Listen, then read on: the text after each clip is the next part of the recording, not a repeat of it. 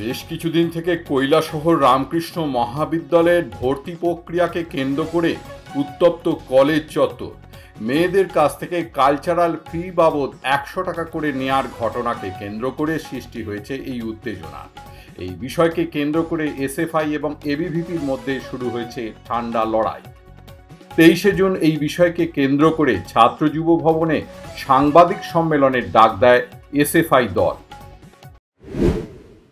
রামকৃষ্ণ মহাবিদ্যালয় 2024, 2025 এবং 26 বর্ষে যে ভর্তি প্রক্রিয়া চলছে, সেই ভর্তি প্রক্রিয়াকে কেন্দ্র করে কলেজের ভিতরে হেল্প ডেস্ক নামে এবিভির একটি হেল্প ডেস্ক নামে এবিভির পতাকা এবং তাদের সংগঠনের নেতৃত্বরা কলেজ ছাত্রীদের কাছ থেকে কলেজের লোগো এবং কলেজের নাম ব্যবহার করে 100 টাকা করে ফি তুলছে। মূলত ফেস্টিভ্যাল ফি নামে এই ফিটা নেওয়া হচ্ছে, কিন্তু আমরা যতটা জানি রাজ্য সরকারের তরফ থেকে রাজ্যের ছাত্রীদের জন্য ফ্রিতে কলেজের ভর্তি প্রক্রিয়া চালু করেছে।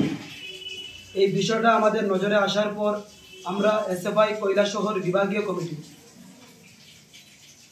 রামকৃষ্ণ মহাবিদ্যালয়ের মাননীয় প্রিন্সিপাল মহোদয়ের নিকট মৌখিকভাবে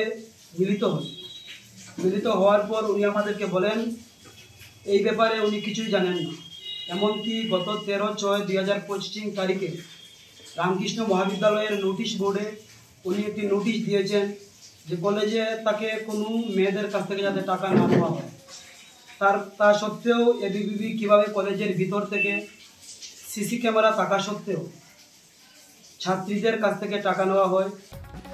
তৎসঙ্গে একই দিনে একই বিষয় নিয়ে কলেজের মূল ফটকের সামনে বিক্ষোভ প্রদর্শন করে অখিল ভারতীয় বিদ্যার্থী পরিষদের ছাত্রছাত্রীরা।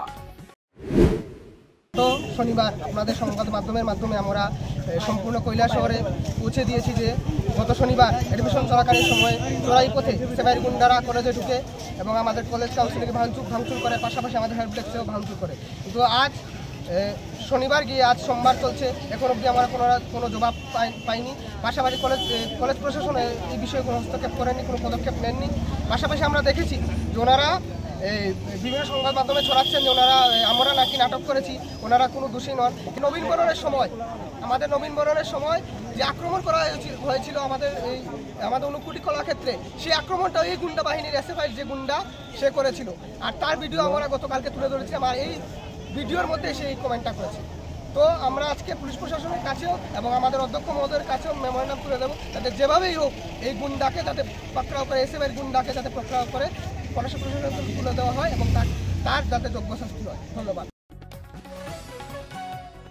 পরবর্তীতে 23শে জুন সংবাদ মাধ্যমে এই বিষয় নিয়ে মুখ খোলেন রামকৃষ্ণ মহাবিদ্যালয়ের প্রিন্সিপাল ডক্টর পিনাকি পাল। গত কয়েকদিন ধরে রামকৃষ্ণ মহাবিদ্যালয়ে একটি সংবাদের শিরোনামে এসছে, কলেজে যারা নতুন ভর্তি হতে এসছে ছাত্রীদের কাছ থেকে বিশেষ করে কিছু আনআইডেন্টিফাইড কিছু ছাত্রছাত্রী ওরা ছাত্রীদের কাছ থেকে 100 টাকা করে কালেকশন করছিল, সেটা কালচারাল ফিয়ের নামে। ঘটনাটাকে আমি একটু বলি। গত 13 জুন আমাদের সারা ত্রিপুরা রাজ্যে অ্যাডমিশন প্রক্রিয়া শুরু হয় ফার্স্ট সেমিস্টার 2025-26 সালের অ্যাকাডেমিক সেশনের জন্য। 13 তারিখই আমার নজরে আসে কিছু স্লিপ আমার কাছে এসছে, যেগুলোর মধ্যে দেখা যাচ্ছে রামকৃষ্ণ মহাবিদ্যালয়ের লোগো ইউজ করে এবং রামকৃষ্ণ মহাবিদ্যালয়ের নাম ব্যবহার করে ছাত্রীদের কাছ থেকে 100 টাকা করে তোলা হচ্ছিল। এই জিনিসটি নজরে আসার পরেই আমি সঙ্গে সঙ্গে একটা ব্যবস্থা নিয়ে একটি নোটিশ আমি ইস্যু করি, যেখানে এই জিনিসটি ফেক এবং ছাত্রছাত্রী যারা আছে তাদেরকে, যারা ভর্তি হবে তাদেরকে এই ব্যাপারে টাকা দেওয়া থেকে বিরত থাকার জন্য আমি একটা নোটিশ জারি করি। কিন্তু কোনো ছাত্রছাত্রী বা স্টুডেন্টের গার্জিয়ানের কাছ থেকে আমার কাছে কিন্তু কোনো অভিযোগ আসেনি। তার সত্ত্বেও আমার প্রিকশনারি হিসাবে আমি এটা নিয়েছিলাম। সবচেয়ে বড় কথা হলো গিয়ে আমাদের ত্রিপুরা সরকার এবং বর্তমান মুখ্যমন্ত্রী যিনি আছেন তিনিও চাইছেন মেয়েদের ফ্রি এডুকেশন, এই কারণেই কলেজের ক্ষেত্রে অ্যাডমিশন ফি মেয়েদের থেকে নেওয়া হচ্ছে না। কিন্তু কিছু মিসক্রিয়েন্টস কলেজের নামে রিসিপ্ট ছাপিয়ে মেয়েদের কাছ থেকে, বিশেষ করে মেয়েদের কাছ থেকে 100 টাকা করে কালচারাল ফির নামে টাকা সংগ্রহ করছে। আমরা এই জিনিসটি নিয়ে আমাদের যে কলেজের টিচার্স কাউন্সিল আছে ওনাদের সঙ্গে কথা বলেছি, বাইরের যারা পুলিশ অ্যাডমিনিস্ট্রেশন আছে ওনাদের সঙ্গে আমরা কথা বলছি, যাতে এই মিসক্রিয়েন্ট যারা আছে তাদেরকে আইডেন্টিফাই করা যায় এবং তাদেরকে যাতে আইনের আওতায় নিয়ে আসা যায়।